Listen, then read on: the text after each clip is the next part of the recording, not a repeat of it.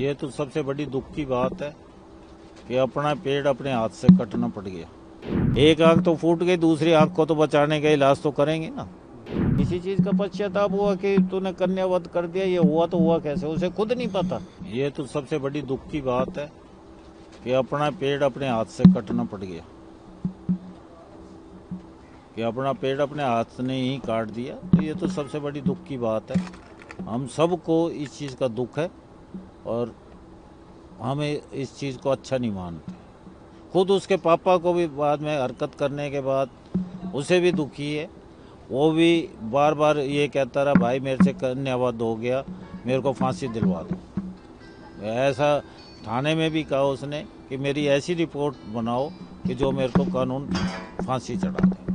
Sir, जब की घटना है आप कहाँ थे सर? आप जब पता चला, कैसे, कब पता चला आपको? घटना का पता होता है कौन सी घटना किस टाइम घटे? नहीं सर। मैं अपने घर था, वो अपने घर थे। तो जैसे शोर सुना, जब भागे देखा तो फटाफट बेटी को ये उसका चाचा ले गया हॉस्पिटल में। मैं फिर दीपक से मिला, रे क्या हो गया? मेरे को तो ये भी नहीं पता चला था कि दीपक ने मारी है। जब उसने खुद ही मेरे को बताया, भाई मेरे से ये हरकत हो गई। इस मामले में सबसे बड़ा सवाल अभी भी यही है कि आखिर ऐसा क्या हो गया कि पिता को अपनी ही बेटी पर गोली चलानी पड़ी? क्या कुछ उस वजह के बारे में आप बता सकते हैं? उस चीज़ का सिर्फ दीपक के अलावा कोई भी नहीं बता सकता।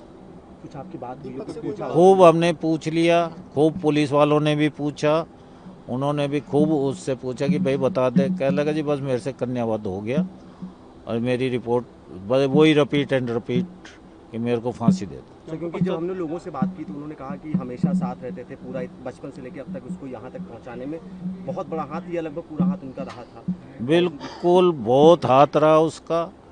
उसने अपने पौधे पाला, ठीक है, उसी का पौधा था, पाला उसी ने था, पर हर कोई इतनी वो टाइम नहीं दे सकता। उसने अपना सारा काम धंधा अपने बच्चों के ऊपर सब छोड़ दिया था और अपने उन्हीं के पीछे अपना पूरा जो क्या खाना है, क्या पहनना है, क्या चीज़ तुम्हें चाहिए, क्या नहीं, कैसे खेल के लिए रॉकेट चाहिए, बॉल चाहिए, कहाँ जाना है, कहाँ नहीं, पूरा इन्वेस्ट करता था, पूरा उसका वो ध्यान करता था। समाज के ताने कहीं कोई वजह थी? जो FIR में भी है, पुलिस भी बता रही है कि समाज से ताने मिलते थे, बेटी की कमाई खाने वाला आदमी। कमाई की वो कोई पीछे से हल्का घर का तो नहीं था। सोने की चम्मच नहीं तो चांदी की चम्मच लेके तो पैदा हुआ था वो। बेटी की कमाई तो जब हो ना, जब पहले भाई कोई कमाने वाला ना हो या पहले कुछ ना देखा हो, ऐसी कोई बात नहीं। सर, अब आगे की जो कानूनी लड़ाई आपको लड़नी पड़ेगी। वो तो लड़ेंगे साहब, बेटी भी गई है और भाई वो तो लड़ेंगे। एक आंख तो फूट गई, दूसरी आंख को तो बचाने का इलाज तो करेंगे ना।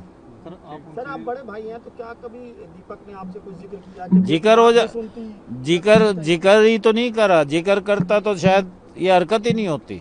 मेरे से नहीं, अपने हमसे किसी से भी नहीं करा उसने, कोई जिक्र नहीं हुआ। सर, आप उनसे मिले तब उनको पश्चाताप इसी चीज का होगा और किस चीज का पश्चाताप होगा? इसी चीज का पश्चाताप हुआ कि तूने कन्यावध कर दिया, ये हुआ तो हुआ कैसे, उसे खुद नहीं पता।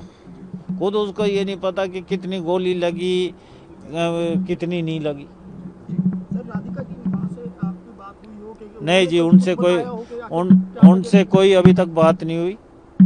हमारे परिवार में पर्दा है तो अभी तक कोई बात हुई नहीं और वो शौक में है, तो इसलिए ज़्यादा वो कुरेदने की मैं ये समझता हूँ कि ज़रूरत नहीं। और अब आप सबसे रिक्वेस्ट है कि बस इसको आज के बाद प्लीज़, भाई जो सच्चाई है ना वो है, इसमें कोई वो नहीं है, कोई झोल नहीं है, कोई अगर क्या नाम है, उसने गलत हरकत करी है, अगर क्या करी है गलत हरकत, तो उसको जैसे कानून सजा देगा हमें मंजूर है।